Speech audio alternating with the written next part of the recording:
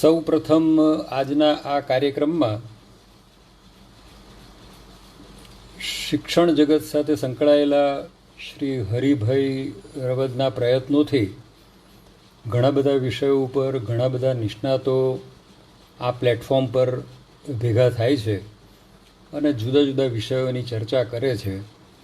તે સંદર્ભે સૌ પ્રથમ હું હરિભાઈને ખૂબ ખૂબ અભિનંદન આપીશ, એમનો આભાર પણ માનીશ કે આ પ્રકારે હું એક તજજ્ઞ શબ્દ નહીં વાપરું, પરંતુ જે લોકો કેટલીક બાબતો બહુ ચોક્કસ જાણતા હોય છે અને જેની પાસેથી સમાજને અને લોકોને ખૂબ અપેક્ષા હોય છે, તેવા વર્ગ સાથે જ્યારે વાત કરવાની આવે ત્યારે ખૂબ આનંદ થાય. અને એ સંદર્ભે એમના પોતાના જે હસ્તલિખિત સામયિકના ભાગરૂપે આજનો આ કાર્યક્રમ જે યોજાયો છે તેમાં ઉપસ્થિત સર્વે મહાનુભાવો, ખાસ કરીને સ્ટેક હોલ્ડર્સ, શિક્ષકો, વાલીઓ અને અન્ય મિત્રો. વિષય છે નેશનલ એજ્યુકેશન પોલિસી, એટલે કે રાષ્ટ્રીય શિક્ષણ નીતિ, જે તાજેતરમાં જ ભારત સરકારે જાહેર કરી છે.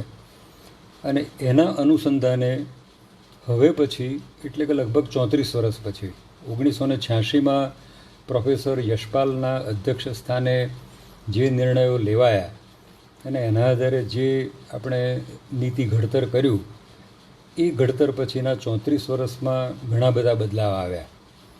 એનો પહેલો તબક્કો તમે જુઓ તો 1975-76માં હતો કે જ્યારે મારા જેવા અનેક લોકો જૂની એસએસસીથી પાસ થયેલા અને ત્યાર પછી 10+2 દાખલ થયું અને એના કારણે કેટલાક રાજ્યોમાં +2 એ કોલેજોમાં જુનિયર કોલેજ તરીકે જોડાયું અને ગુજરાત જેવા રાજ્યમાં +2 જે સ્કૂલો સારી રીતે યુનિવર્સિટી ટાઈપ લેબોરેટરી ચલાવી શકતી હતી, હવે તો ચલાવવા માગતી હતી, એવી સંસ્થાઓ સાથે જોડાયું અને એ વાતને પણ સારો એવો સમય વીતી ગયો. એ સમય દરમિયાન આપ જોઈ શકો છો કે 1991થી 2000ની સાલમાં આપણે ત્યાં આર્થિક રીતે જે નવા નવા આયામો આવ્યા, જે છૂટછાટો મળી, ટેકનોલોજીનો ઉદ્ભવ થયો. આપણે જુઓ કે 1996-97માં પેજરથી શરૂઆત કરી અને પછી ધીમે ધીમે જૂની પદ્ધતિના આપણે નોકિયા મોબાઈલ વાપરતા થયા, એમાંની સાથે આપણે ઈમેલ પણ વાપરતા થયા. પછી એન્ડ્રોઈડનો જમાનો આવ્યો અને ઓનલાઈન યુગ આવી ગયો અને એટલી બધી વિગતો તમારા એન્ડ્રોઈડ ઉપર આવવા માંડી કે આજે સમગ્ર વિશ્વ એ જ્ઞાનનો ભંડાર બની ગયું છે અને કંઈ પણ પ્રશ્ન હોય તો આપણે ગૂગલ ગુરુ પાસે જતા હોઈએ છીએ. એટલે આ સંદર્ભે 21મી સદીનું શિક્ષણ કેવું હશે અને સરકાર પોતે કઈ લાઈન ઉપર જવા માગે છે એનો થોડોક ચિતાર હું આજની આ ચર્ચામાં આપની સાથે કરવા માગું છું. એની સાથે મારે એ પણ કહેવાનું છે કે ભાઈ 34 વર્ષની અંદર શિક્ષણ જે આપણે લીધું એમાં એવી શું ખામી હતી કે જેથી નવી શિક્ષણ નીતિ આપણે લાવવી પડી. આ જ સમય દરમિયાન તમે જુઓ તો આપણે સારામાં સારા ડૉક્ટરો, ઉત્તમ શિક્ષકો, સારામાં સારા પ્રાધ્યાપકો, બ્યુરોક્રેટ્સમાં આઈએએસ અને આઈપીએસ, આવા હજારોની સંખ્યામાં લોકોને મેઇન લાઈફ સાથે જોડ્યા છે.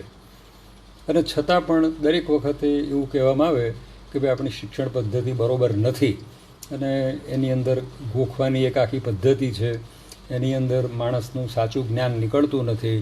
તમે બહુ સારી સ્કૂલમાં ભણો તો જ તમારું એજ્યુકેશન સારું ગણાય અને પ્રાથમિક શાળાઓ જે છે એ સરકાર માન્ય જે શાળાઓમાં આપણે ભણાવીએ છીએ ત્યાં યોગ્ય શિક્ષણ મળતું નથી. અને આવા અનેક પ્રકારના વાદ વિવાદો, શિક્ષણ નીતિ, શિક્ષકોની ભરતી, વિદ્યા સહાયકોની ભરતી, પછી નવા રૂમો બનાવવા માટે સરકારની નીતિ, એની સાથે જીસીઆરટી, એની સાથે આપણે નોલેજ કોન્સોર્શિયમ ઓફ ગુજરાત,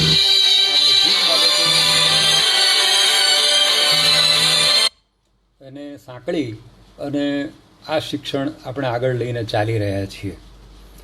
હવે શિક્ષણની ગુણવત્તાનો જ્યારે પ્રશ્ન આવે ત્યારે મને ગુણોત્સવના કેટલાક બનાવો યાદ આવે છે કે જેની અંદર અમે એ વખતે 7મા ધોરણના વિદ્યાર્થીને કહેતા કે ભાઈ તું 4થા ધોરણનું ગુજરાતીનું પુસ્તક વાંચ, અને છતાં એને વાંચવામાં તકલીફ પડતી. તો આ એક બહુ મોટી વાસ્તવિકતા છે. 2011થી 2020 એ 10 વર્ષના ગાળા દરમિયાન એસએસસીમાં નપાસ થયેલાઓની સંખ્યા મારા ખ્યાલ પ્રમાણે જો 3 લાખનો અંદાજ કાઢવામાં આવે તો આજના દિવસે પણ 25થી 30 લાખ એસએસસીમાં જે ફેલ થયા એવા વિદ્યાર્થીઓ ગુજરાતમાં જોવા મળશે. તો આ વિદ્યાર્થીઓ સંદર્ભે આપણે કંઈ વિચાર્યું છે? આપણે એમનું કૌશલ્ય વધારવા કંઈ કર્યું છે? એ લોકો આજે શું કરે છે એના માટે સરકારે કોઈ પ્રયત્ન કર્યા છે? તો આ અને આવા અનેક પ્રશ્નો અત્યારે સમાજ સમક્ષ ઉભરાઈ રહ્યા છે, અને શિક્ષણ વિશે મતમતાંતરો, એ મતમતાંતરોના સંદર્ભે શિક્ષકોની પોતાની જે જરૂરિયાત છે અને એમની જે ગુણવત્તા છે એના વિશે પણ પ્રશ્નો ઊભો થાય છે. તો આ સાંપ્રત પ્રવાહોની વચ્ચે નવી શિક્ષણ નીતિ જ્યારે આવે છે ત્યારે આપણે સૌ પ્રથમ કોઈ પણ નીતિ હોય તો એ નીતિનું હંમેશા એક દૂરંદેશિતા, અગર તો જેને આપણે વિઝન કહીએ છીએ, એ આપણે જાણવું જોઈએ. તો આ શિક્ષણ નીતિ 2020નું મહત્ત્વનું જે વિઝન છે એ છે સમન્યાય અને જ્ઞાનોત્તેજક તેજસ્વી સમાજનું ઉચ્ચ ગુણવત્તાસભર શિક્ષણનું નિર્માણ કરવું. હવે આટલા શબ્દોની અંદર જ આમ તો તમે જુઓ તો પોલિસી પૂરી થઈ જાય છે. એક તો સમન્યાયની વાત આવે છે, એટલે પ્રિન્સિપલ ઓફ ઇક્વિટી, એટલે એ ઇક્વિટીમાં વિદ્યાર્થી માત્ર વિદ્યાર્થી જ છે, અને એની અંદર કોઈ પણ પ્રકારના ભેદભાવ ગરીબ અને તવંગરના, પૈસાદારના કે બીજા, આવા કોઈ આપણે જોવાના નથી. અને તમારે જ્ઞાનોત્તેજક સમાજનું જે નિર્માણ કરવાનું છે એ એવું જ્ઞાન હોવું જોઈએ કે જે જ્ઞાનથી સમાજને ફાયદો થાય. તો સમાજને ફાયદો કરવા માટે ભૂતકાળમાં આપણે એવા પણ શિક્ષણવિદો જોયા છે કે જેમણે શિક્ષણ પાછળ આખી લાઈફ ખર્ચી નાખી હોય. એવા પણ આપણી પાસે ઉદાહરણો છે કે જેમણે સામાન્ય શિક્ષણ લીધું હોય અને ખૂબ ઉત્તમ કક્ષાએ પહોંચ્યા હોય. મોટા મોટા મહાનુભાવોના કિસ્સામાં પણ એવું કહેવામાં આવે છે કે ભાઈ એ BA BSc BCom માંડ થયા હતા અને આજે વિશ્વના પ્રથમ 10 આર્થિક સમૃદ્ધ માણસોમાં ગણાય છે. આ બધી જ બાબતો બરાબર છે, પણ જ્યાં સુધી શિક્ષણને સંબંધ છે ત્યાં સુધી it's a constant learning process, અને એનો કદી અંત આવતો નથી. અને કેળવણી વસ્તુ એવી છે કે જે કેળવાતા આવે છે, અને એક કેળવણીની અંદર તમે જુઓ તો એક અભણ માણસ પણ જ્યારે તમે ગામની અંદર જઈને ઊભા રહો અને એના ઘર આગળ પોતાનો ખાટલો પાથરી અને તમને જ્યારે બેસાડે છે ત્યારે એની પાસે આતિથ્યની કેળવણી છે એવું તમે માની શકો.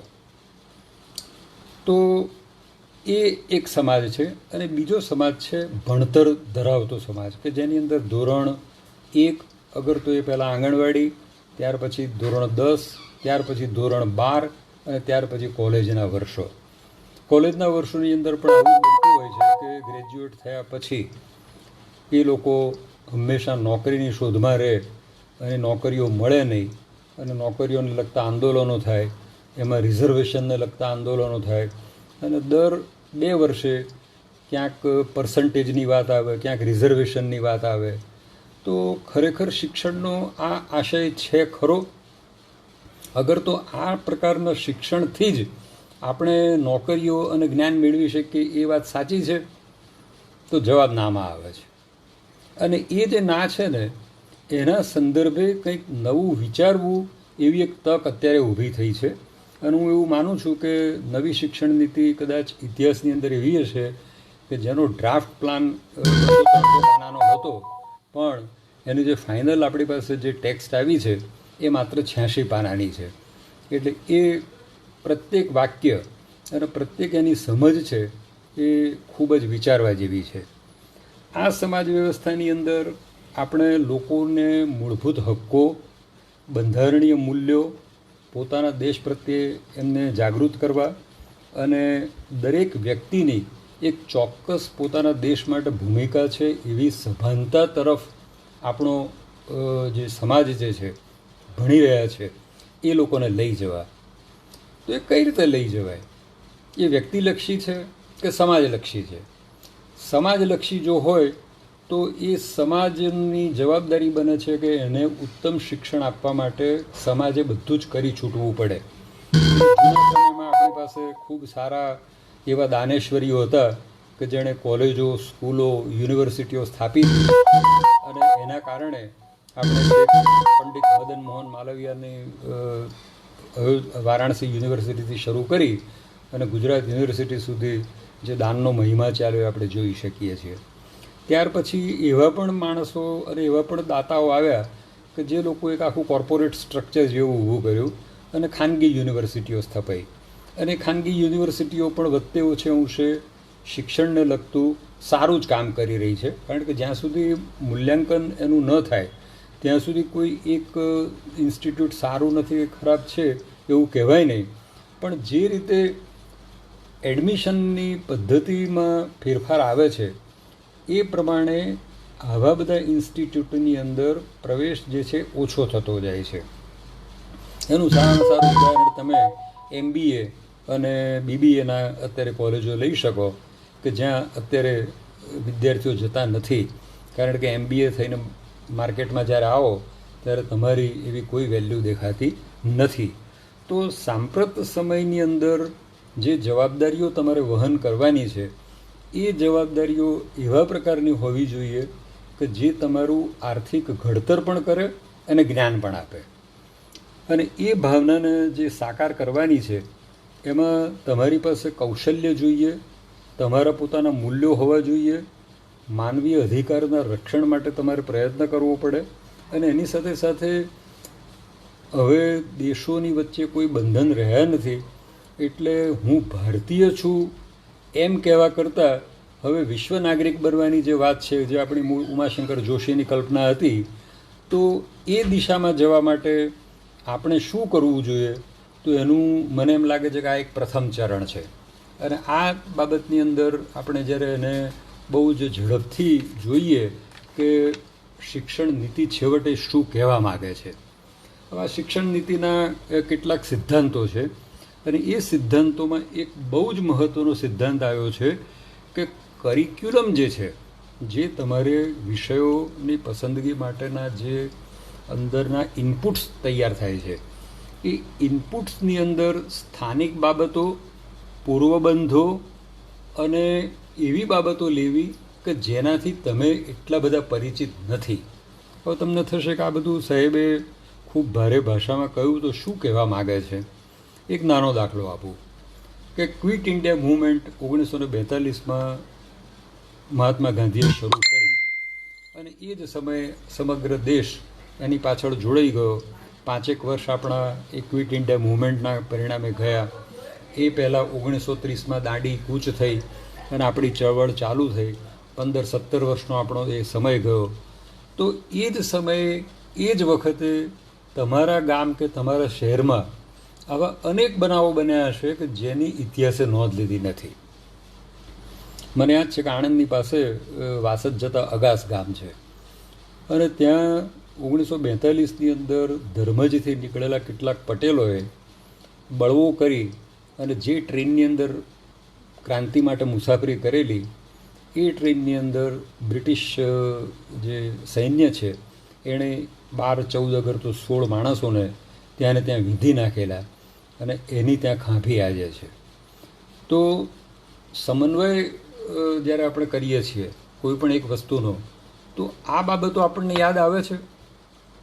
વિજયનગર સાબરકાંઠા જિલ્લામાં તો ત્યાં પોશીનાની અંદર આદિવાસીઓએ જે આપણી પાસે ક્રાંતિના સમયમાં કામ કરેલું, એ જ રીતે દાહોદની અંદર પંચમહાલમાં જે રીતે ભીલભાઈઓએ કામ કરેલું. તો આ બધા પ્રસંગો આપણે 1857ના બળવાની વાત કરીએ, 1905ની અંદર કરઝનની પોલિસીની વાત કરીએ, 1930માં દાંડી કૂચની વાત કરીએ, 42માં ક્વિટ ઇન્ડિયાની વાત કરીએ, 47માં આઝાદીની વાત કરીએ. તો એ બધાની સાથે લોકલ જે તમને ઇમ્પોર્ટન્સ મળે એવા જે હિસ્ટોરિકલ બાબતો છે એને પણ ધ્યાને લેવી જોઈએ. અને એવા જે તમારા વ્યક્તિઓ છે એનું પણ યથોચિત સન્માન કરવું, એમને પણ યાદ રાખવા. તો આ જે બાબત છે એ કદાચ હું એવું માનું છું કે આ પોલિસીમાં પહેલી વાર આવી રહી છે. એટલે સ્થાનિક વિસ્તારનું જે ગૌરવ છે એને ઇતિહાસ સાથે સાંકળી લેવું. ઘણીવાર એવું થાય કે ભાઈ હુમાયુનો દીકરો કોણ હતો, એટલે આપણે પેલું ગોખ્યું એટલે આપણને ખબર કે ભાઈ અકબર હતો, નથિંગ રોંગ. પણ એની સાથે સાથે આપણને એ પણ ખબર હોવી જ જોઈએ કે વીર સાવરકરના પિતાશ્રી કોણ હતા, અગર તો હીરાબાના દીકરા કોણ છે. તો એ સાંપ્રત સમાજની અંદર તમે ઇતિહાસનું જોડાણ કરો છો અને એને યાદ રાખો છો. ભગતસિંહને યાદ કરીએ છીએ તો એ પહેલાં આપણે મંગલ પાંડેને યાદ કરીએ છીએ. તો ત્યાર પછી ઉરીની અંદર જેણે જીત મેળવી એ કર્નલને પણ આપણે એટલી જ સહૃદયતાથી યાદ કરીએ છીએ ઇતિહાસ ભણાવતી વખતે. તો એ જો ન કરતા હોઈએ તો એ કરવાનો સમય પાકી ગયો છે. તમારી આજુબાજુ ઇતિહાસ, તમારી આજુબાજુ પરિવર્તન અને તમારી આજુબાજુ હંમેશા કંઈક નવું બને છે એને વિદ્યાર્થીઓ સાથે વાકેફ કરવા એ એક આ નીતિનો આશય છે. શૈક્ષણિક નિર્ણયોના જે પોતાના માપદંડો છે એ માપદંડોમાં લોકોની અને વિવિધ જાતિઓની ભાગીદારી, આના એક બહુ મહત્ત્વની બાબત છે કે જ્યારે આ ભાગીદારી આપણે કરીએ છીએ ત્યારે આપણને ઘણું જાણવા મળે છે. ત્યારે ઘણું જાણવાની સાથે આપણે આપણી રીતે પણ તૈયાર થઈએ છીએ અને સમાજને પણ આપણે તૈયાર કરીએ છીએ. અને વિદ્યાર્થી માત્ર જે છે એ કલ્પનાશીલ હોય છે, તો એની કોઈ પણ કલ્પના એને વાસ્તવિક સ્વરૂપે કઈ રીતે લાવવી એ જોવાનું કામ એ કેળવણીનું છે. કારણ કે આવી કલ્પનાઓ બે રીતે અમલમાં આવે છે. એક તો કલ્પના છે એમાંથી બલૂન બને છે, એમાંથી પ્લેન બને છે, એમાંથી નાસા તૈયાર થાય છે અને એમાંથી આપણે વિશ્વની સફર કરીએ છીએ અને કદાચ બીજા ગ્રહો ઉપર પણ જઈએ છીએ. તો આપણી પાસે કોઈ એક વિદ્યાર્થી કોઈક એક આવો નાનો પ્લાન લઈને આવે, કારણ કે એની માત્ર કલ્પના છે, તો એ કલ્પનાના આધારે આપણે એની કલ્પનાને આગળ ધપાવવા શિક્ષણ જગત તરીકે, શિક્ષક તરીકે શું કરી શકીએ એ વિચારવું એ પણ આ શિક્ષણ નીતિના એક પાયામાં આવે છે. અને એના માટે આપણા સદભાગ્યે ટેકનોલોજી અત્યારે પૂરબહારમાં છે. હું એવું નથી કહેતો કે ટેકનોલોજી સર્વત્ર છે, કારણ કે આજે જ મેં ક્યાંક એનો સર્વે જોયો તો એવું ખબર પડી કે ભાઈ જે લોકોને ઓનલાઈન ભણવું છે એમાં પણ 27% લોકો પાસે એન્ડ્રોઈડ નથી. તો 27%ની એન્ડ્રોઈડની જે ખોટ છે એ પૂરી કરવી એ સરકારની પહેલી જવાબદારીમાં આવે છે. કે કોઈ પણ બાળક પોતે લેપટોપ અગર તો એન્ડ્રોઈડ ફેસિલિટી વગર ન રહે, જેમ આપણે 10 વર્ષ પહેલાં નક્કી કર્યું કે સ્કૂલની અંદર ઓરડાઓ જે છે એ કોઈ પણ રીતે આપણે પૂર્ણ કરવા અને મહદઅંશે પૂરા થયા છે. સ્કૂલોની અંદર આપણે બહેનો અને ભાઈઓ માટે જુદા ટોયલેટ ઊભા કરવા, તો એ કાર્યક્રમ પણ મહદઅંશે પૂરો થયો છે. ઘણી જગ્યાએ એવું પણ બને છે કે ત્યાં પાણીની અગવડ અને એ બધા પ્રશ્નો પણ આવે છે. તો જેમ જેમ બાબતો આગળ વધતી જાય એમ એમ આપણે જાગૃત થવું પડે અને એમ એમ આપણે સમાજને બહુ સારી રીતે સાંકળવો પડે. અને સાંકળવાના ભાગરૂપે મને ખ્યાલ છે ત્યાં સુધી દરેક ગ્રામ કક્ષાએ પેરેન્ટ ટીચર એસોસિએશન હોય છે, સ્કૂલને લગતી એ લોકો સલાહ સૂચન કરતા હોય છે, પણ એ જે છે એનું ખરેખર પાલન કેટલું થાય છે એ પણ એક વિચારવાનો સવાલ આવે છે. એટલે બાળકની અને વ્યક્તિગત પ્રતિબદ્ધતા જે છે એને કઈ રીતે તમે ઊંચકો છો, અગર તો એના મનની અંદર શું ભાવના છે એને કઈ રીતે તમે બહાર લાવવા પ્રયત્ન કરો છો, એ પણ આ શિક્ષણનો હેતુ છે. એટલે જે 10+2 = 12 એમાંથી આપણે તરત જ એક નવા વિશ્વમાં જઈ રહ્યા છીએ અને જેની અંદર આની આ જ વસ્તુ પણ જુદા સ્વરૂપે બહાર આવે છે. અને એ જે સ્વરૂપો છે એની આપણે ચર્ચા કરીશું તો જણાશે કે પહેલાં 3 વર્ષ એટલે કે 3થી 6 વર્ષ દરમિયાન તમારું પ્રી સ્કૂલિંગ એ નવી શિક્ષણ નીતિની અંદર મૂળભૂત ગણાયું છે. ત્યાર પછી 6 થી 8 વર્ષની અંદર જે તમને 2 વર્ષ કે જે ધોરણ 1 અને 2 છે એ તમારો પ્રી સ્કૂલિંગ તબક્કો છે. ત્યારબાદ 8 થી 11 વર્ષ એટલે કે ત્રીજો ધોરણથી 5મા ધોરણ સુધી એ તબક્કો જે છે એ તમારો મધ્યમ તબક્કો છે. ત્યારબાદ 11 થી 14 વર્ષ જે તમારે 6 થી 8મું ધોરણ છે અને 14 થી 18 કે જેમાં તમે 9 થી 12 એ 4 વર્ષ આપો છો, એ તમારો અંતિમ તબક્કો છે. તો આ તબક્કાવાર શિક્ષણની અંદર સૌથી મોટામાં મોટું જો આપણે ત્યાં વિચારવામાં આવ્યું હોય તો તે એસએસસી પરીક્ષાની નાબૂદી છે. અને આ એસએસસીની નાબૂદી થવાના કારણે ભવિષ્યની અંદર આપણા બાળકોને સેમેસ્ટર પદ્ધતિથી ભણવા માટે એક બહુ લાંબો સારો એવો સમય મળશે. અને વિષયોની પસંદગી જે છે એમાં પણ ક્રાંતિકારી ફેરફારો આવી રહ્યા છે. એ ફેરફારો એવા છે કે જે કદાચ આપણે કલ્પ્યા પણ ન હોય. એક જમાનામાં એવું હતું કે જે સાયન્સના વિષય લે એ સાયન્સમાં જ જાય, જે આર્ટ્સના વિષય લે એ આર્ટ્સમાં જ જાય, જે કોમર્સના વિષયમાં હોય એ કોમર્સ જ લઈ શકે અને એમાં જે બીકોમ થાય. હવે લિબરલ આર્ટ્સનો જમાનો આવ્યો છે. એટલે જેણે મેઇન ફિઝિક્સ લીધું છે એની પાસે માઇનોર મ્યુઝિક આવી શકશે. જેણે મુખ્ય ભૂગોળ લીધી છે એનું માઇનોર સબ્જેક્ટ સંસ્કૃત આવી શકશે. તો આ બધાના કારણે થશે શું કે વિદ્યાર્થીઓનો પોતાનો જે જગ્યાએ રસ છે એ રસમાં એ આગળ વધશે.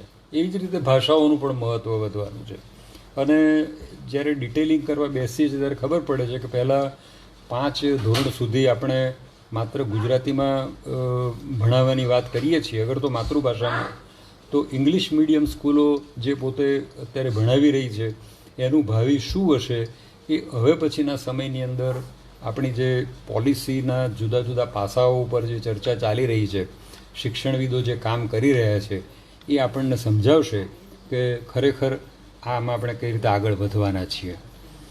અને એની સાથે આપણી જે બાબત છે એને national curriculum and pedagogical framework for early childhood education એ નામે ઓળખવામાં આવશે.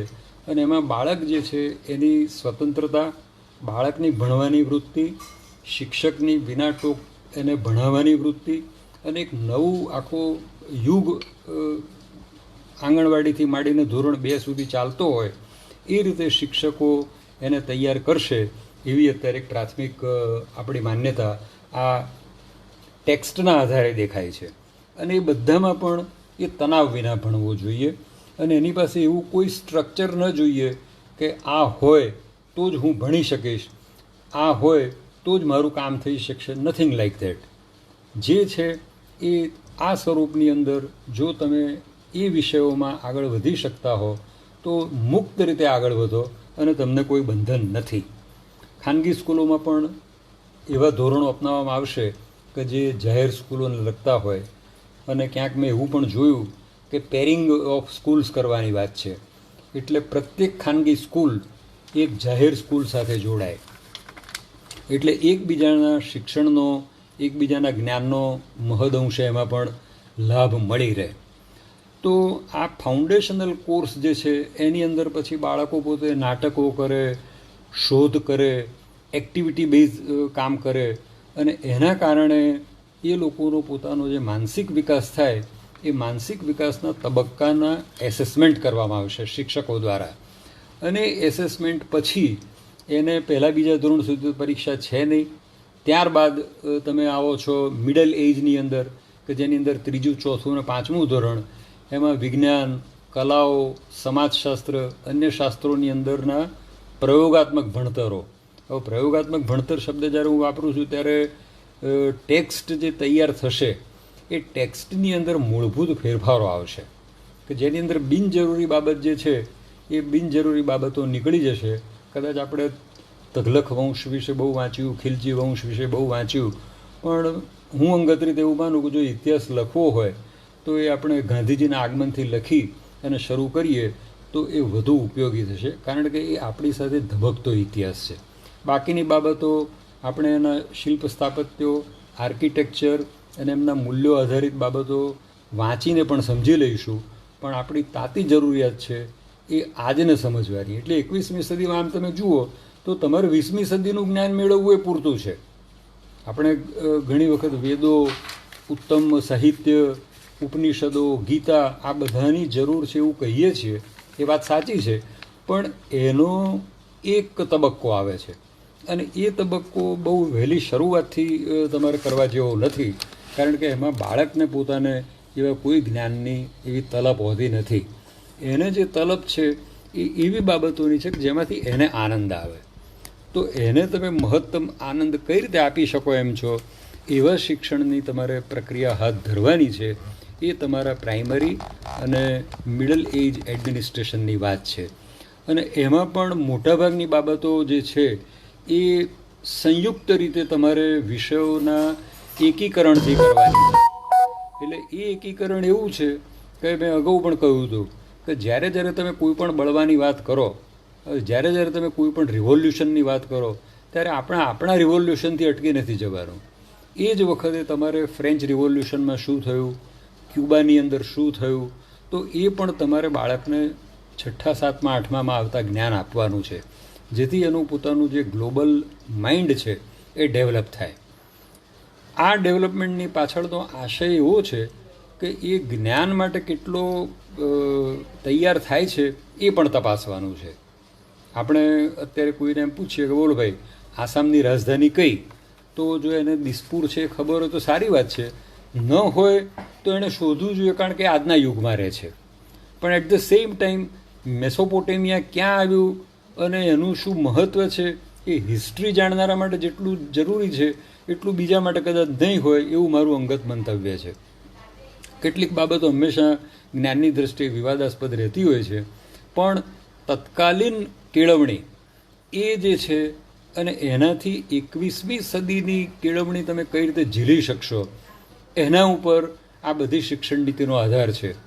કે સ્કૂલિંગની મેથડમાં તમે જુઓ કે ભારત અને અમેરિકા, તો ત્યાં બાળકોને પ્રાઇમરી એજ્યુકેશનની અંદર જે સવલતો મળે છે, પ્રાઇમરી એજ્યુકેશનમાં એમને જે ફ્રીડમ મળે છે, પ્રાઇમરી એજ્યુકેશનમાં એમની પાસે જે લોજિકલ બાબતો આવે છે, એવી બાબતો કદાચ આપણે ત્યાં નથી. કદાચ એવા માળખા વિશે વિચાર્યું નથી, કદાચ એના માટે આપણા શિક્ષકો પણ સજ્જ નથી. એટલે એ શિક્ષકોને પણ સજ્જ કરવા અને બાળકોને સજ્જ કરવા, અને વાલી માત્ર સ્ટેક હોલ્ડર એટલે વાલી બે પ્રકારના કામ કરે છે. એક તો ફી ભરે છે, એ વોચ રાખે છે, અને જ્યારે બહુ માથાકૂટ થાય ત્યારે એ એક સંગઠન ઊભું કરે છે, વાલી મંડળ.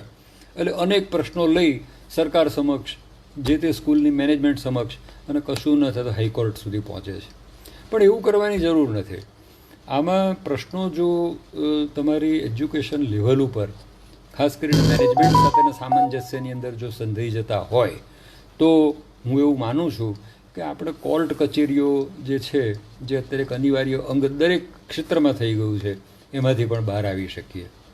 શિક્ષકો સારા છે, નબળા છે, ગુણવત્તા ધરાવે છે, નથી ધરાવતા, એ બધો એમના એક્સપર્ટ્સનો વિષય છે. પણ શિક્ષકો પોતે સંઘો લઈને ફરે છે. એટલે પ્રાથમિક શિક્ષક સંઘ હોય છે, માધ્યમિક શાળાઓનો સંઘ હોય છે, અધ્યાપક મંડળ હોય છે, અને એ પછી એનું એક લેવલ એવું આવીને ઊભું રહે છે કે જ્યારે એની અંદર આપણને રાજકારણ પણ જોવા મળે છે. તો જે શિક્ષકની આપણે કલ્પના કરી છે વશિષ્ઠ અને જૂના આપણા ધાર્મિક શાસ્ત્રોમાંથી, અને જે શિક્ષકો 20મી સદીમાં હતા, એની સામે આજનો શિક્ષક તદ્દન બદલાયેલો લાગે છે.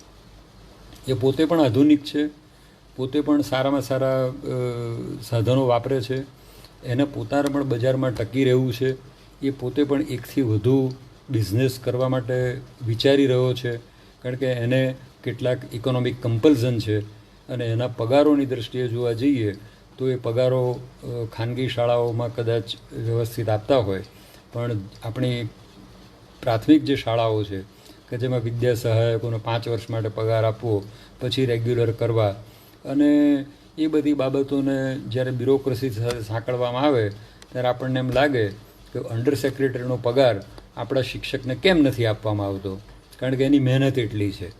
એ 15મી ઓગસ્ટના કાર્યક્રમો તૈયાર કરે, એ 26 જાન્યુઆરીના કાર્યક્રમો તૈયાર કરે, એ બાળકોને સ્પર્ધાત્મક બાબતો માટે બીજા શહેરોમાં અને રાજ્યોમાં મોકલે, તો એની મહેનત ઘણી છે.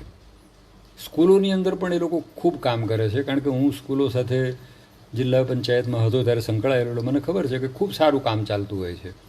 તો એમના માટે આ જે બાબત છે કે એને સારા પગાર ધોરણથી હંમેશા રાખવો તો એનું શિક્ષણ પ્રત્યેનું જે અત્યારનું મૂલ્ય જે છે એ અનેક ગણું વધી જશે.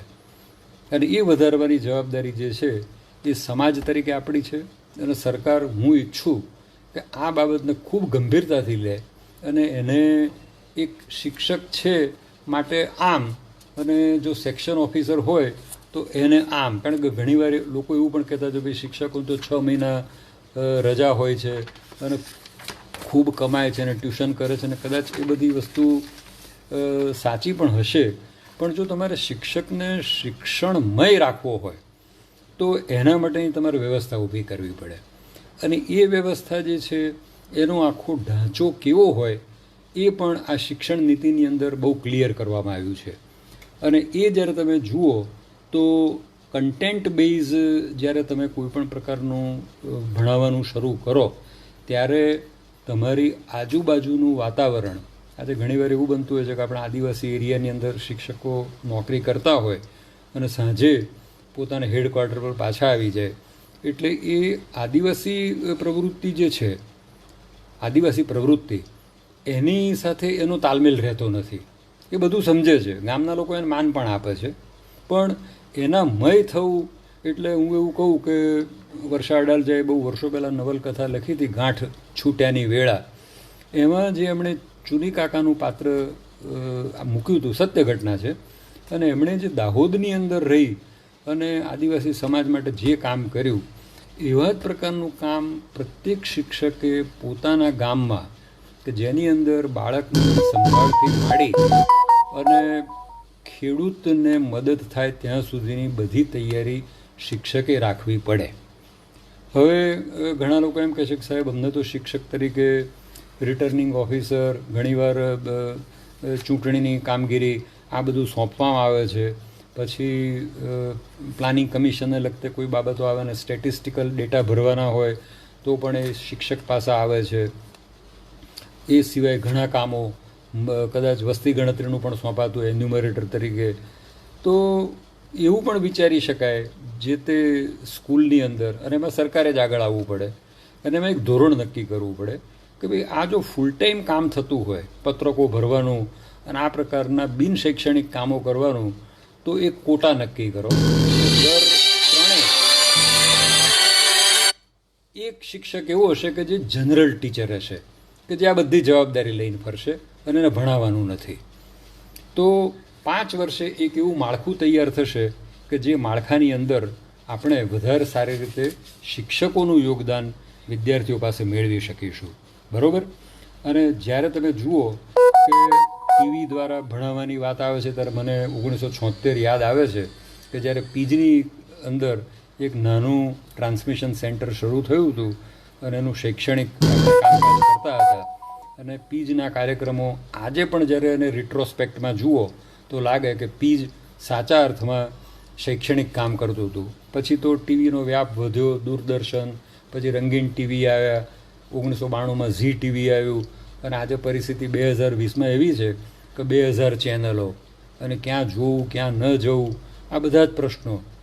દૂરદર્શન પોતે પણ ખૂબ સારા પ્રમાણમાં શિક્ષણને લગતા, ખેતીને લગતા બધા કાર્યક્રમો આપે છે. એટલે કહેવાનો ભાવ શું છે કે જ્ઞાનનો ચારે બાજુ વિસ્ફોટ થયો છે. એ જ્ઞાનની ઉપયોગિતા નક્કી કરવી પહેલા તબક્કે શિક્ષકના હાથમાં છે.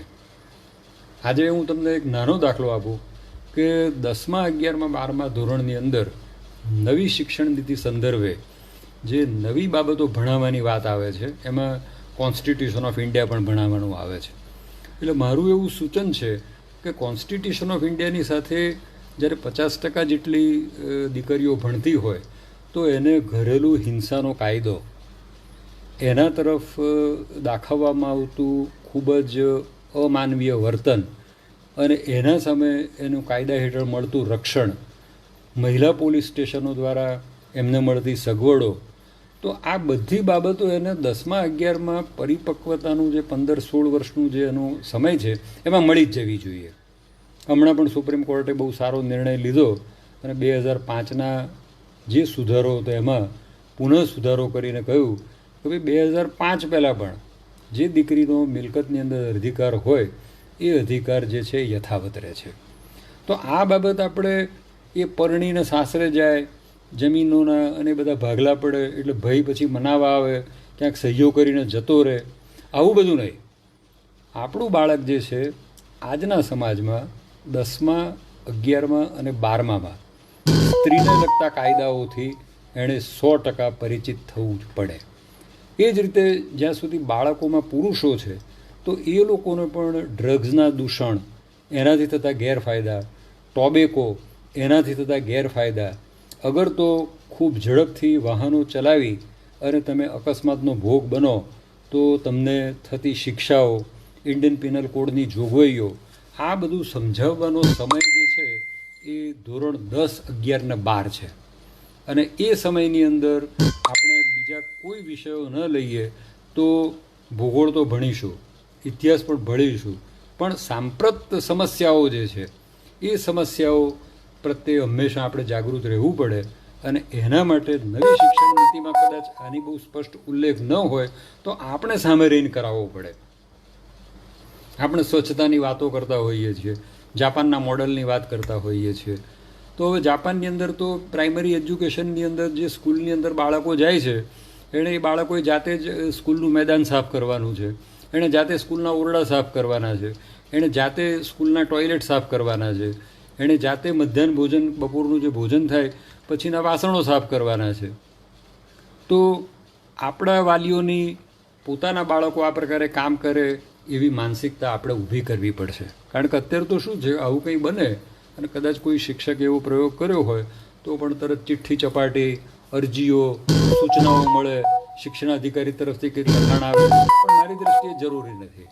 કારણ કે હું તો 1955માં સુરત જિલ્લાની અંદર મોટા મિયા માંગરોળ નામના ગામમાં ભણેલો, એટલે મને ખબર છે કે શિક્ષણ અને શૈક્ષણિક પ્રવૃત્તિ અને ઇતર પ્રવૃત્તિઓ એ બધાનો સમૂહ જે છે ને એમાંથી માણસ ઘડાતો હોય છે. અમને યાદ છે કે એ વખતે મુંબઈ રાજ્યના શિક્ષણ પ્રધાન હતા હિતેન્દ્રભાઈ દેસાઈ, અને આવવાના હતા. તો એમની ગાડી પસાર થાય એટલે આખા રોડ ઉપર સારી રીતે આપણે ફૂલના કુંડા મૂકવા અને રસ્તો સાફ કરવો. તો સ્કૂલના છોકરાઓએ હોંશે 1-1.5 કિલોમીટરનો રસ્તો સાફ કરેલો. અને એ દિવસે અમે કોઈ દિવસ એવું ફીલ નહોતું કર્યું કે આ અમારું કામ નથી. આજે આપણે મા બાપ તરીકે બાળકોને કહીએ છીએ કે આ કામ કરો, આ કામ ન કરો. એને ખરેખર કોઈ કામ ન કરવું એવું તમારાથી કહેવાય જ નહીં. જે કામ એ બાળકના જીવનના, સમાજના કોન્ટ્રીબ્યુશનની અંદર અવરોધરૂપ બનતું હોય એટલું જ એને કહેવું, બાકી એને કહેવાની જરૂર નથી. તો તમારી શાળાની અંદર તમારું બાળક જો સાફસૂફી કરે તો એમાં વાંધો શું? એટલે આ જે માનસિકતા છે આખી શિક્ષણની, એમાં સ્ટેક હોલ્ડર તરીકે વાલીઓ જે છે ને એ પણ મારી દ્રષ્ટિએ ખૂબ મહત્ત્વનો ભાગ ભજવે છે. અને એમણે પણ પોતે આ બાબતે વિચારવું પડે. કારણ કે નવી શિક્ષણ નીતિમાં નવું શું એવું જ્યારે પૂછવામાં આવે ત્યારે આપણે સામેથી કહેવું જોઈએ કે ભાઈ હું શિક્ષક તરીકે આવું કરવા માગું છું, હું વાલી તરીકે આવું કહેવા માગું છું. માત્ર ફી, માત્ર અભ્યાસ, તમે શું ભણાવો છો, તમારાથી શું વળ્યું, તો એ બધાનો આ સમય નથી. કારણ કે તમારા બાળકની કોમ્પિટન્સ જે છે એ બાળક જ નક્કી કરવાનો છે, બીજું કોઈ નક્કી નહીં કરે. 5 લાખ વિદ્યાર્થીઓ એસએસસીમાં એપિયર થાય છે, 3 લાખ બાળકો નપાસ થાય છે.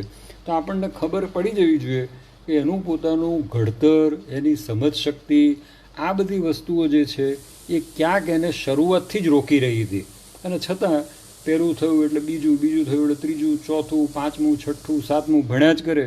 અને દરેક વખતે કહેવામાં આવે કે જો તું ભણીશ તો તું મોટો સાહેબ થઈશ, અને મોટો સાહેબ થઈશ તો સારું કમાઈશ, અને જો તું સારું કમાઈશ તો અમારું જીવન જે છે પાછલું એ સારું જશે. હું એવું માનું છું કે એ બધી માન્યતાઓમાંથી બહાર આવી અને કંઈક નવું અને કંઈક સ્વતંત્ર વિચારવું.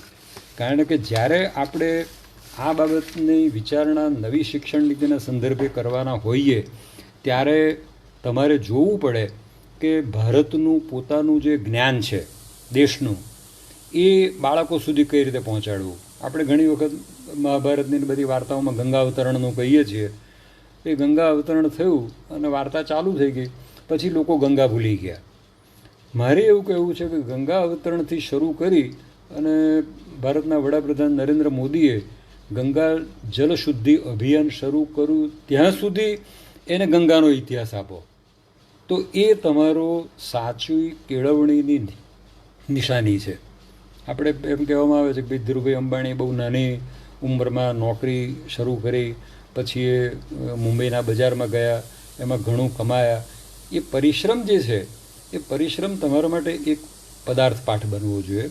એ તમારા માટે એક એવું લેસન બનવું જોઈએ કે ભાઈ શરૂઆતની તબક્કાની આપણી જે જીવન છે એ હંમેશા સંઘર્ષમય છે. અને એમાં જે પેકેજીસની વાત આવતી હોય છે, આપણે ત્યાં છોકરાઓ જુઓ 22, 24, 25 વર્ષના, કે મને 6 લાખનું પેકેજ ને 5 લાખનું પેકેજ, ને એ પેકેજની માનસિકતામાંથી પણ બહાર આવી જવાની જરૂર છે. અને આ બધા શિક્ષણ નીતિના જ આયામો છે. તમે જેટલું આ વસ્તુ મા બાપ તરીકે કે શિક્ષક તરીકે એના મગજમાં નહીં નાખો ત્યાં સુધી એ બાળક વધુ સ્વતંત્ર અને વધુ સારું વિચારશીલ રહેશે. અને એ એવી રીતે વિચારશીલ રહેશે કે કંઈક નવું એ કરી શકશે. મેં કેટલાય એવા કુટુંબો જોયા છે કે જે લોકોએ પોતાના બાળકોને રેગ્યુલર સ્કૂલિંગમાં મૂક્યા નથી અને છતાં એ લોકો આજે ઘણું સારું પરિણામ લાવી શક્યા છે. એક અંગ્રેજીની અંદર બહુ નાની વાર્તા હતી કે જેમાં છોકરો ભણી રહે છે અને ભણ્યા પછી એના ફાધર એને પૂછે છે કે ભાઈ તું શું કરવા માગે છે? તો કે હું કે પ્રોફેસર બનવા માગું છું. તો કે સારી વાત છે, તારે કયા વિષયના પ્રોફેસર બનવું છે? હવે છોકરો જે જવાબ આપે છે એમાં એ કહે છે કે મારે પ્રોફેસર ઓફ હેપીનેસ બનવું છે. હવે આવો કોઈ વિષય કે આવી કોઈ તમન્ના એ તમે કોઈ દિવસ સાંભળી છે? કેમ ભાઈ હેપીનેસ? તો કે મારે કોઈના દર્દ કે દુઃખ જોવા નથી અને લોકો કઈ રીતે સુખી રહી શકે એ દિશામાં જ આગળ વધવું છે. તો લિબરલ આર્ટ્સ તમને 13, 14, 15 અને 16 એટલે પછીના 4 વર્ષમાં ડિગ્રીની અંદર આ એક સગવડ ઊભી કરે છે કે મનપસંદ વિષય પસંદ કરો, મનપસંદ કામ કરો, સોફ્ટવેર એન્જિનિયર બનો. પ્રણવ મિસ્ત્રીની જેમ 17મા વર્ષે સોફ્ટવેરની દુનિયામાં ડંકો વગાડો. એણે ઘણાને ખબર નહીં હોય પણ અત્યારે પણ એનું તમે કામ જુઓ કે દરેક એન્ડ્રોઈડની અંદર એક નાની સરખી પેન્સિલ હોય છે અને પેન્સિલથી તમે જ્યારે સ્ક્રીન ઉપર લખો ત્યારે એ ટાઈપ થઈને આવે છે. તો એના મૂળ વિચારમાં આ પ્રણવ મિસ્ત્રીએ એવું કહ્યું કે મારા બાને જ્યારે હું જોતો ત્યારે એના મોબાઈલ આવડતો નહીં અને એ મોબાઈલના કારણે એને ઘણા બધા પ્રશ્નો થયા અને લખવાનું કહીએ તો પણ એને ફાવે નહીં. એટલે પછી મેં આ વિચાર કર્યો કે એ ભલે ગંદા ગોબરા અક્ષરથી લખે પણ એ સાફ સુથરા કઈ રીતે થાય? તો આવી એક 17 વર્ષના છોકરાનો વિચાર આવ્યો અને એમાંથી આખી ક્રાંતિ સર્જાઈ અને તમારા એન્ડ્રોઈડની અંદર એક નાની સરખી જમણી બાજુ પેન મૂકી હોય છે, એના પર તમે લખો. એટલે કોઈ પણ બાબતની અંદર તમે જો એનો પોતાનો જે રિસર્ચની જે ભાવના છે એને આગળ ધપાવવા પ્રયત્ન કરો તો હું એવું માનું છું કે સમાજની અંદર આપણે બહુ મોટામાં મોટી મદદ કરી છે એમ ગણાશે. આ જે બાબતો છે એ નવી શિક્ષણ નીતિના સંદર્ભે ઊભી થનાર બાબતોને મેં વાત કરી. ત્યાર પછી ડિગ્રી કોર્સની વાત આવે છે અને ડિગ્રી કોર્સ જે છે એ પણ પ્રમાણમાં વિષયોની પસંદગી બાબતે બહુ એની વિશાળ તકો છે એવું પ્રાથમિક દ્રષ્ટિએ દેખાય છે. ગ્રેજ્યુએટ થવું એટલે બેચલર ઓફ લિબરલ આર્ટ્સ થવું એવું કદાચ એનું સામાન્ય નામાભિધાન થાય. ગાંધીનગરમાં અને બીજી ઘણી બધી જગ્યાએ આ પ્રકારના શિક્ષણ ચાલુ થઈ ગયા છે. અને પછી જો તમારે ગ્રેજ્યુએટ થઈને પોસ્ટ ગ્રેજ્યુએટ થવું હોય તો 1 વર્ષમાં તમે MA થઈ શકો અને MA થયા પછી તમારે હવે MPhil થવાની જરૂર નથી, તમે સીધા જ PhD કરી શકશો. તો આ બધી બાબતો જે છે એ નવી શિક્ષણ નીતિના કેટલાક અંગો છે જે ધીમે ધીમે બહાર આવશે. કારણ કે હજી તો શું છે કે એક ડ્રાફ્ટ, પછી એના ઉપર પોલિસી, એ પોલિસી ઉપર કેબિનેટની મોર, એના આધારે જુદા જુદા તજજ્ઞો આ બધી બાબતો લઈને આવશે. એ જુદા જુદા પ્રયોગો કરશે અને એના આધારે 2023થી શિક્ષણ નીતિ પ્રમાણે બાળકો ભણતા થાય એવું પણ જોવામાં આવશે.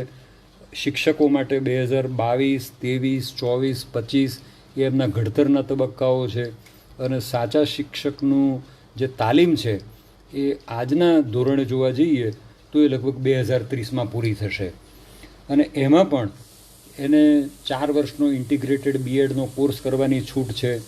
ઘણા લોકો BA થઈ જાય અગર તો નવામાં લિબરલ આર્ટ્સના BA થયા પછી એને શિક્ષક બનવું છે તો એના માટે 2 વર્ષનો બીએડનો કોર્સ રહેશે, અને પછી એને એમ થાય કે મારે MA પછી બીએડ કરવું છે તો કદાચ 1 વર્ષનો પણ કોર્સ એનો દાખલ કરવા માટે આ બાબત હાથ ધરાઈ રહી છે. એની સાથે સાથે એક બહુ જબરજસ્ત એક ઇન્સ્ટિટ્યુશન અગર તો એક કલ્પના ભારત સરકારે ઊભી કરી છે પરખની. Now what is this Parakh? Performance assessment, review and analysis of knowledge for holistic development. હવે આ હોલિસ્ટિક ડેવલપમેન્ટની જ્યારે વાત આવે છે ત્યારે એ એવું સાબિત કરે છે કે એ ઇન્ક્લુઝિવનેસ એટલે સર્વસમાવેશી બાબતો અને ઇક્વિટી સમાનતા, આ બેને લઈને જ્યારે ચાલવામાં આવે ત્યારે એક હોલિસ્ટિક એપ્રોચ ઊભો થાય કે દરેક પ્રત્યે સદભાવ, દરેક પાસેથી કંઈ શીખવું, સમાજને કંઈક આપવું અને બહેતર જીવન જીવવું. અને એ બહેતર જીવન જીવવા માટે આ પરખ જે છે એ ઇન્સ્ટિટ્યૂટ તરીકે આખી બાબતોનો નિયમિત રિવ્યૂ લેશે. એ રિવ્યૂના આધારે એ જુદા જુદા પ્રકારના આયામો જે છે એ પણ બતાવશે. ત્યારબાદ કોઈક એવી બાબત ઉપર પણ આપણે જઈ શકીશું કે કોમ્પિટિટિવ બેઝડ એનું એસેસમેન્ટ થાય. એ એસેસમેન્ટના આધારે એને ગ્રેડ મળે, જે ખાસ કરીને યુએસએની અંદર હોય છે.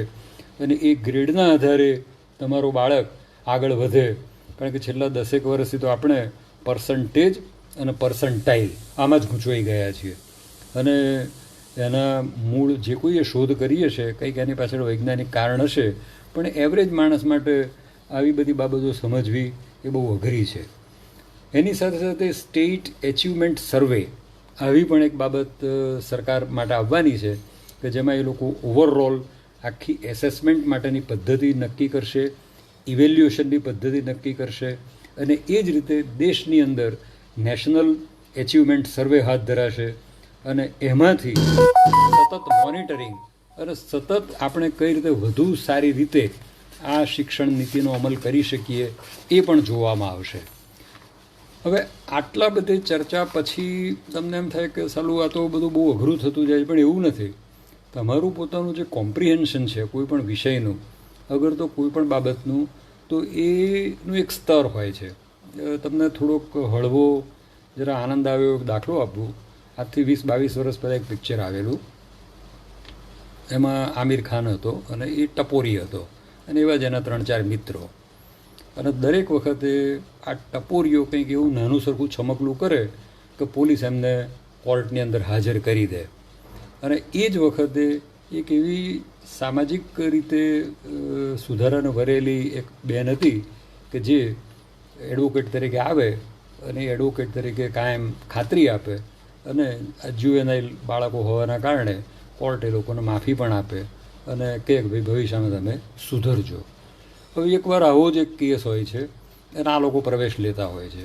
એ પહેલાં એ લોકો પેલા જે એડવોકેટ બહેન છે એને કહે છે કે નહીં નહીં મેડમ, ये बार तो आपको हमारी फ़ी लेनी ही पड़ेगी. પેલા લોકો બહુ આગ્રહ હોય છે એટલે એ લોકો કહે છે કે સારું, બેન કહે છે હું ફી લઈશ. અને એ જ વખત તમે જુઓ કે સ્ક્રીન ઉપર પેલો એક માણસ છે બહુ સલુકઈથી એ બહેનના પાકીટમાંથી 300 રૂપિયા કાઢી લે છે. બરાબર છે. બધા કોર્ટમાં જાય છે. કોર્ટની અંદર પણ જજ કહે છે કે તમારી વાત સાચી છે, આપણે એમને તક આપવી જોઈએ.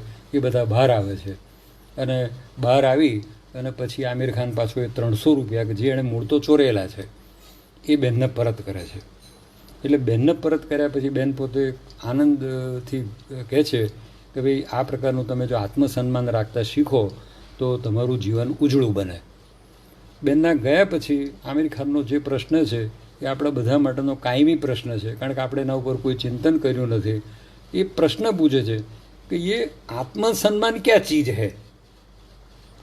તો તમે બધા જ શિક્ષક મિત્રો અને વાલીઓ સમજી ગયા છો કે આ આત્મસન્માન શું છે. એટલે જ્યાં સુધી એ ગૌરવની લાગણી વિદ્યાર્થી પોતે ન અનુભવે ત્યાં સુધી આવા ટપોરીઓ જ પેદા થવાના. ત્યાર પછી આવા સામાજિક દૂષણો ઊભા કરતા વિદ્યાર્થીઓ જ ઊભા થવાના. આમાંથી જ ગેંગસ્ટર્સ ઊભા થવાના. આમાંથી જ તમારે ડ્રગની હેરાફેરી કરનારા ઊભા થવાના. કારણ કે આપણે કોઈ દિવસ એને સમાજ પરત્વેના દાયિત્વની વાત કરી નથી, કારણ કે શિક્ષક એવું કહે છે કે આ મારા કરિક્યુલમમાં નથી. જ્યારે મારું અંગત રીતે એવું માનવું છે કે શિક્ષક જે છે એ 30, 40, 50, 60 વિદ્યાર્થીઓનો એકમાત્ર સારથી છે કે જે દરેક ઉપર ધારે એવી નજર રાખી શકે છે, એને શીખવી શકે છે, એના મા બાપને પણ ટોકી શકે છે. મને એક વખત મા બાપે કહ્યું, મને કે અમારી સ્કૂલના શિક્ષક આવીને રોજ સાહેબ કંઈનું કંઈ છોકરા માટે કહી જાય છે, અમે તો કંટાળી ગયા. હવે મને એમ થાય કે તમે તમારા બાળકની કોઈ ખોટી વાત છે એ જો સાંભળવાની તૈયારી ન રાખતા હો તો પછીનો સમાજ કેવો ઊભો થશે?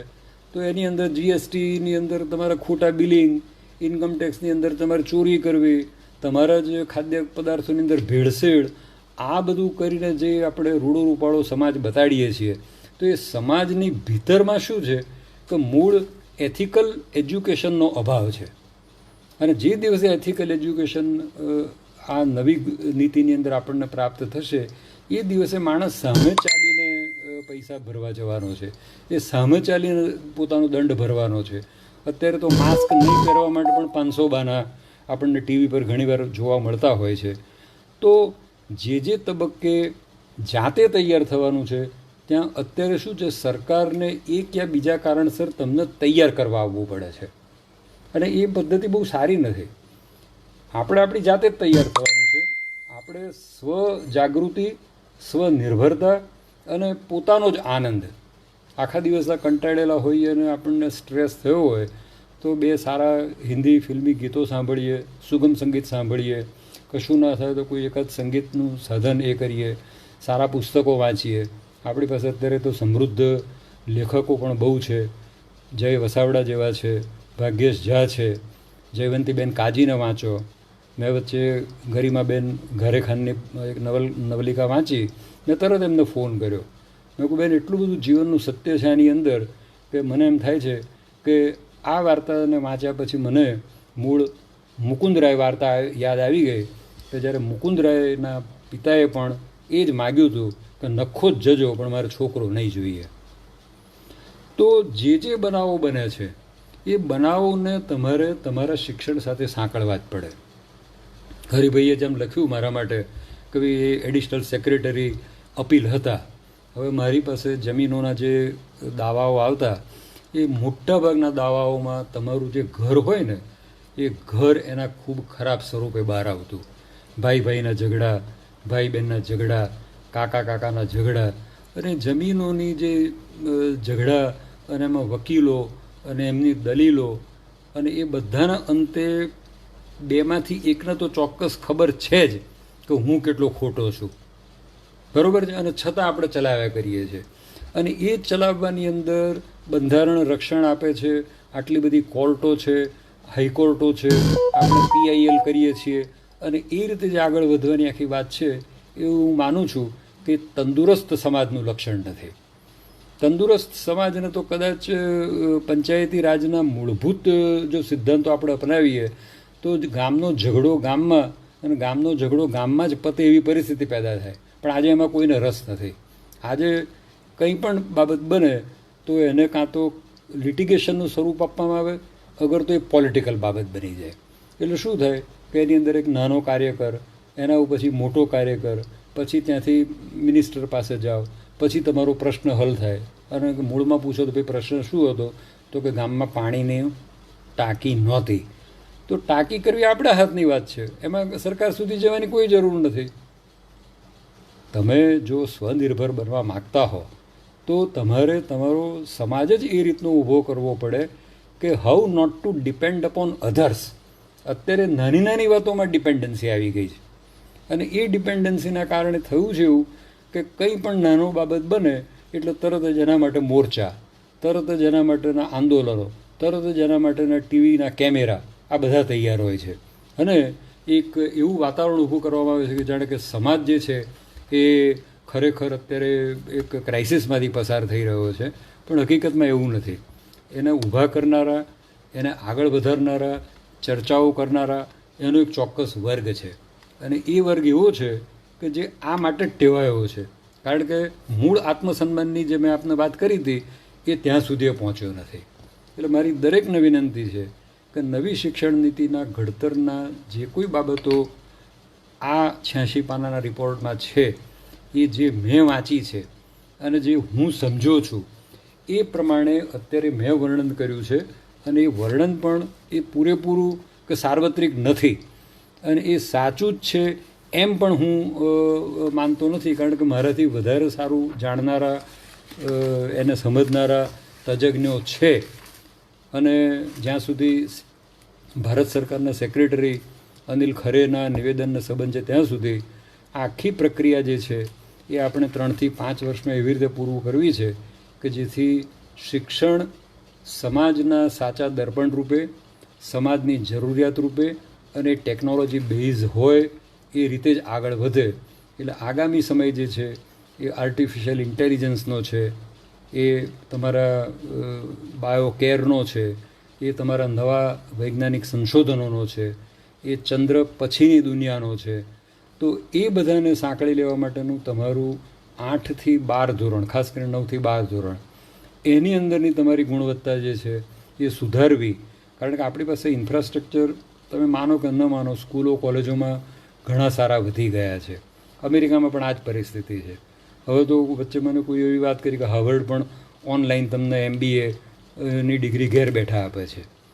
તો આ સંજોગોમાં આ બધા ઇન્સ્ટિટ્યુશન જે છે એ બ્રિક્સ એન્ડ મોર્ટર્સ, એટલે કે ઈંટ અને પથ્થરના કેટલો સમય ટકવાના છે વી ડોન્ટ નો.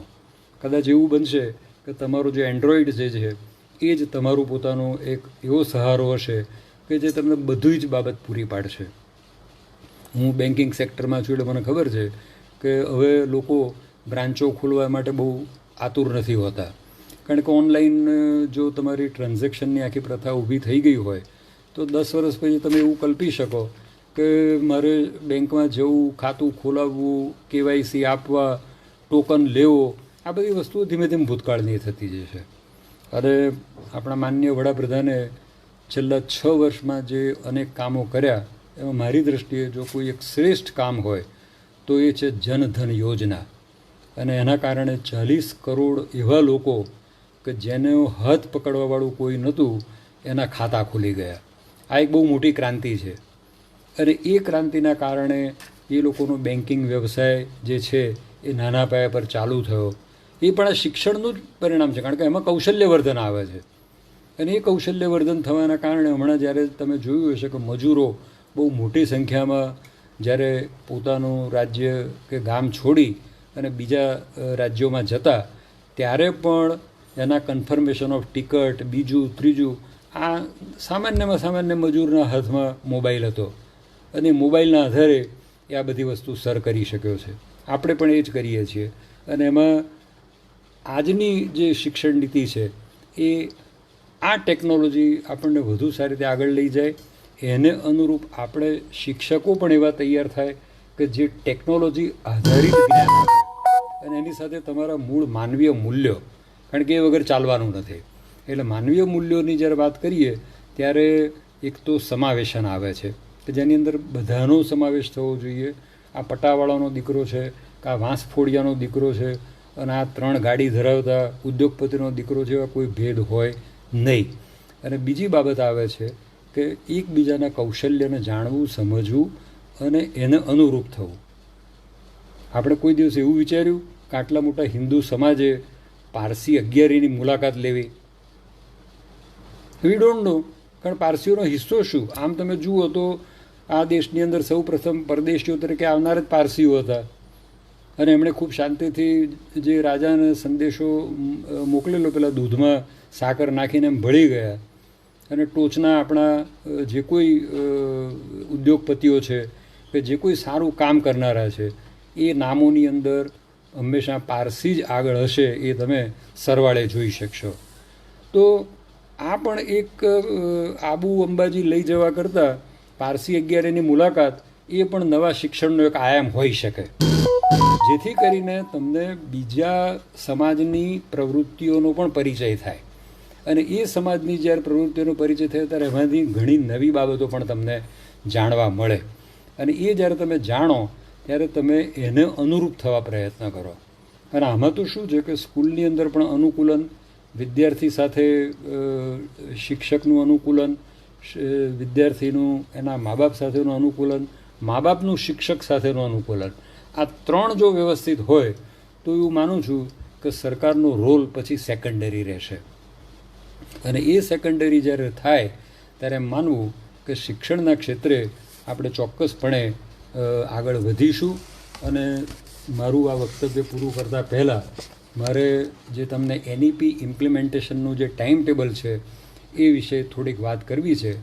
તો 2022-23માં એક common guiding set of national professional standards for teachers એ નક્કી થઈ જશે.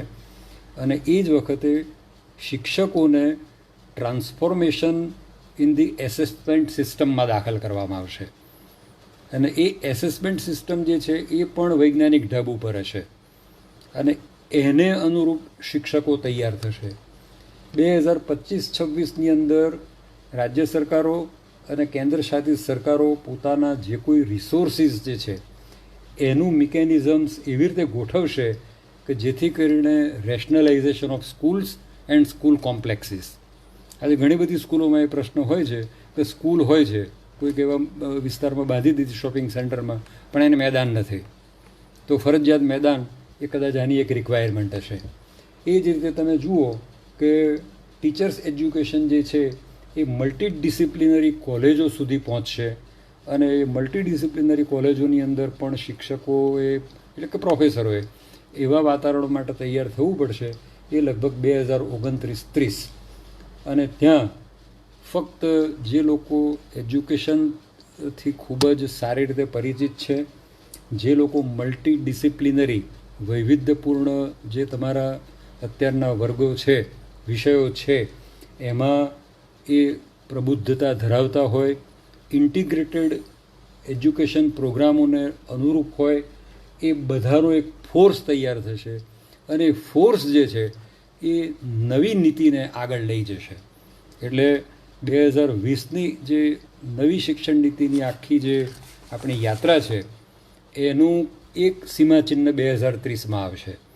ત્યાં સુધીમાં હું એવું માનું છું કે જૂની શિક્ષણ પદ્ધતિ અને નવી શિક્ષણ પદ્ધતિ એ કદાચ 3-4 વર્ષ એકસાથે ચાલે, પણ ધીમે ધીમે એનો બદલાવ આવી અને 9, 10, 11 અને 12 એ જે 4 ધોરણો છે એમાં આપણે નવો જે સમાજ ઊભો કરવા માગીએ છીએ, જે ટેકનોલોજી બેઝ, સર્વસમાવેશી અને ઇક્વિટીના પ્રિન્સિપલની જે આપણે વાત કરીએ છીએ તે ભારતના બંધારણના મૂલ્યો અને એની સાથે સંલગ્ન દરેક બાબત આમાં જોડાઈ જાય એ રીતનો વિદ્યાર્થી જ્યારે 12મા ધોરણ પછી માર્કેટમાં ઊભો રહેશે ત્યારે એનું આપોઆપ મૂલ્ય વધશે અને પછી degree will become A formality.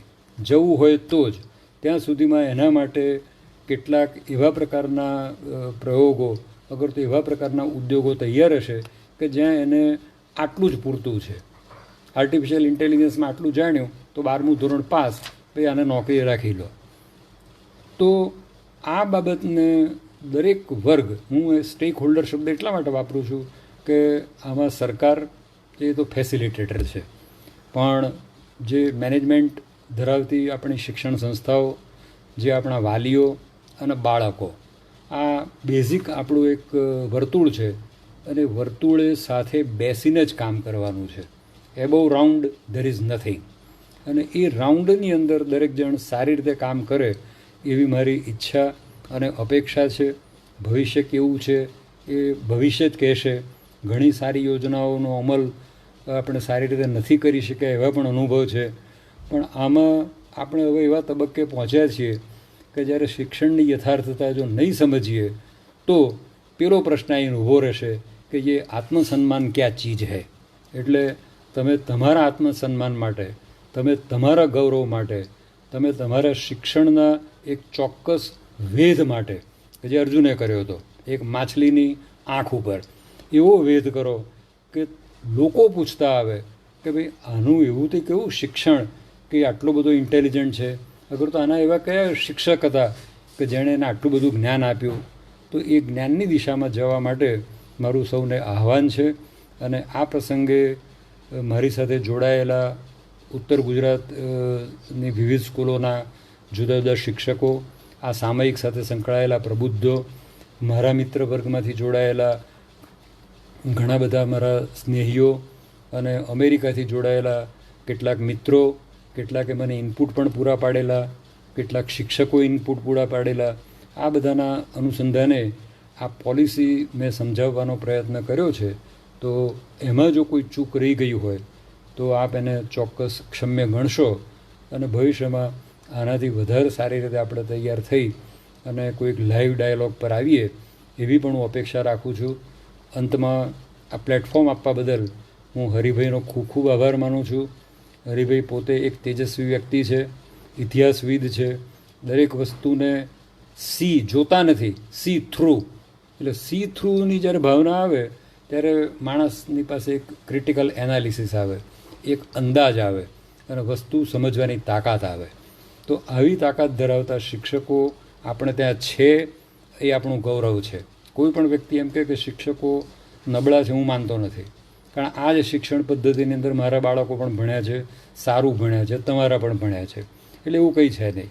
ફક્ત એના માર્ગદર્શન ઉપર આધાર છે કે કઈ રીતે આખી પદ્ધતિને આગળ લઈ જાય છે.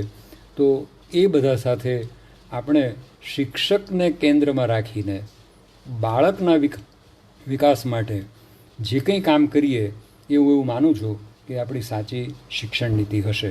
ખૂબ ખૂબ આભાર સાથે હું વિરમું છું. નમસ્કાર.